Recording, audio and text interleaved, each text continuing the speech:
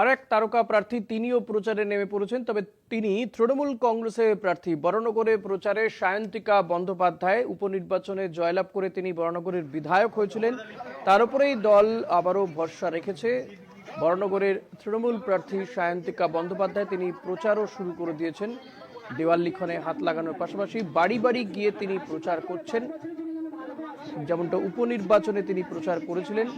সায়ন্তিকা বন্দ্যোপাধ্যায়, অভিনেত্রী সায়ন্তিকা বন্দ্যোপাধ্যায় তিনি বরানগরে প্রার্থী। তার বিরুদ্ধে বিজেপি প্রার্থী করেছে সজল ঘোষকে। উপনির্বাচনে এই সজল ঘোষকে হারিয়েই বরানগরে বিধায়ক হয়েছিলেন সায়ন্তিকা। তাকেই আবার দল প্রার্থী করেছে। প্রচারেও নেমে পড়েছেন সায়ন্তিকা বন্দ্যোপাধ্যায়। দেওয়াল লিখনে হাত লাগান, বাড়ি বাড়ি গিয়ে প্রচার করছেন বরানগরের তৃণমূল কংগ্রেসের প্রার্থী সায়ন্তিকা বন্দ্যোপাধ্যায়।